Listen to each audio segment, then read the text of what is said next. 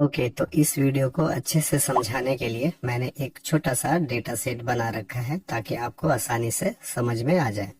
ये data set जो है वो सेल्स रिकॉर्ड का है, जिसमें अलग अलग मंथ है, प्रोडक्ट है जिसका सेल्स किया गया है, अलग अलग लोकेशन है जिसे हम लोग रीजन बोलते हैं, साउथ वेस्ट नॉर्थ, और ये सेल्स अमाउंट है जितना सेल्स किया गया है।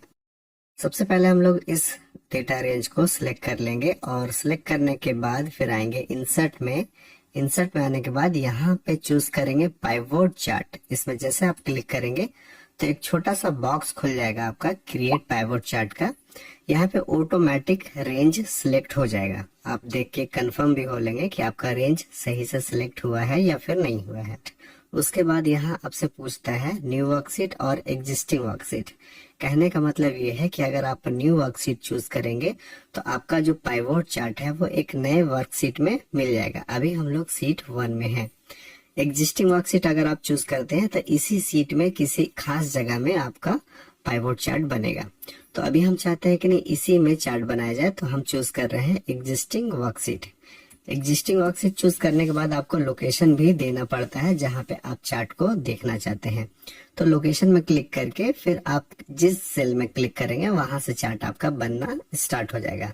हम लोग F वाले कॉलम को चूज करते हैं सबसे ऊपर में, और ये चूज करने के बाद यहाँ पे देखेंगे कि ऑटोमेटिक इसका रेफरेंस आ गया। जो आपने सेल लिया था वो यहाँ पे आ जाएगा।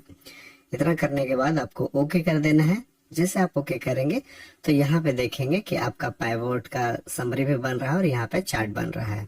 हमारा पहले का जो डेटा है वो यहाँ पे है। थोड़ा इधर आ जाते हैं ताकि आपको अच्छे से समझ में आ जाए, और इसको हम लोग थोड़ा सा एडजस्ट कर सकते हैं।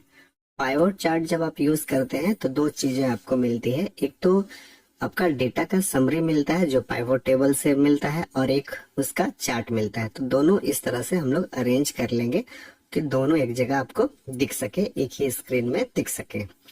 अब यहाँ पे जो आपने डेटा सिलेक्ट किया है उसमें 4 अलग अलग कॉलम है जो कि यहाँ पे दिखाई देगा: मंथ, प्रोडक्ट, रीजन और सेल्स।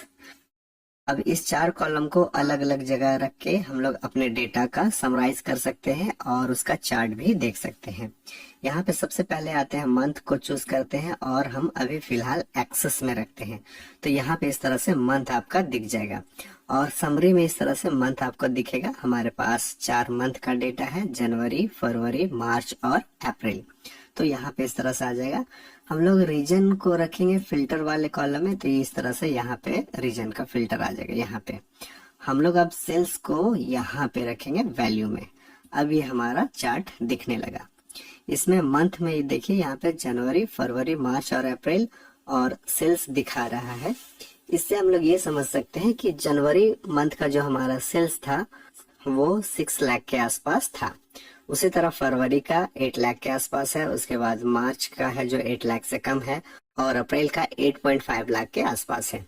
तो ये जो सेल्स दिखा रहा है ये तो सभी का दिखा रहा है। सभी का कहने का मतलब कि आपका लैपटॉप का भी दिखा रहा है, मोबाइल का भी दिखा रहा है। हम चाहते हैं कि प्रोडक्ट वाइज अलग अलग रखें, तो प्रोडक्ट को पकड़ के फिर हमें इस लेजेंड वाले में छोड़ना है। जैसे आप इसमें क्लिक करेंगे तो ये देखिए आपका समरी थोड़ा सा चेंज हो गया। अब यहाँ पे क्या पता चल रहा है कि हमारा जो 3 प्रोडक्ट है, लैपटॉप, मोबाइल और टैबलेट, तीनों के लिए सेपरेट सेपरेट चार्ट हमें देखने को मिल रहा है। यही जो चार्ट आप जो यहाँ पे देख रहे हैं उसका डेटा यहाँ पे भी देख रहा है। यहाँ पे भी देख के आप समझ सकते हैं, और इसको चार्ट में भी देख के आप समझ सकते हैं। एक्सेल की ये वीडियो आपके काम की लगी हो तो प्लीज लाइक करना मत भूलिएगा। यहाँ पे आप देखिए कि आपके पास जो लैपटॉप है उसका कलर यहाँ पे ब्लू है, मोबाइल के लिए ब्राउन है और टैबलेट के लिए ग्रे है। जनवरी मंथ में जो हमारा सबसे ज्यादा सेल हुआ है वो टैबलेट का हुआ है, और सबसे कम जो सेल हुआ है हमारा मोबाइल का हुआ है। इसी तरह अगर लास्ट मंथ का बात करें तो सबसे ज्यादा सेल्स हमारा मोबाइल का हुआ है, और सबसे कम जो सेल्स हुआ है हमारा लैपटॉप का हुआ है। तो इस तरह से आप देख सकते हैं। यहाँ पे रीजन जो है उसमें ऑल रीजन है। आप चाहते हैं कि नहीं सिर्फ अलग अलग रीजन के हिसाब से ये देखा जाए, तो यहाँ पे आएंगे ईस्ट, नॉर्थ और साउथ। तो साउथ में जाएंगे और ओके करेंगे तो ये साउथ रीजन का सिर्फ डेटा दिखाएगा जिसमें सिर्फ मोबाइल को भेजा गया है। यहाँ से रीजन हम लोग चेंज कर सकते हैं। नॉर्थ चूज करेंगे और ओके करेंगे तो यहाँ पे इस तरह से आप देखें यहाँ पे सिर्फ आपका लैपटॉप दिख रहा है। और अगर आप सभी में कर देते हैं तो सभी का डेटा आपका इस तरह से दिखेगा। यहाँ पे आपका जो प्रोडक्ट है उसको आप एक्सेस में भी लाके रख सकते हैं। जैसे आप इसमें लाएंगे तो यहाँ पे आपको इस तरह से दिखेगा आपका जनवरी मंथ में तीनों का सेल, फिर फरवरी का, फिर मार्च का, फिर अप्रैल का। यही प्रोडक्ट को आप यहाँ पे भी ले जा सकते हैं फिल्टर में, तो आप फिल्टर करके भी देख सकते हैं। यहाँ पे जब आप आएंगे और हमें सिर्फ मोबाइल का देखना है तो मोबाइल को चूज करेंगे तो सिर्फ ये मोबाइल का दिखेगा। इसी तरह हम चाहते हैं कि लैपटॉप का दिखा जाए तो लैपटॉप कर लेंगे तो सिर्फ ये लैपटॉप का दिखेगा।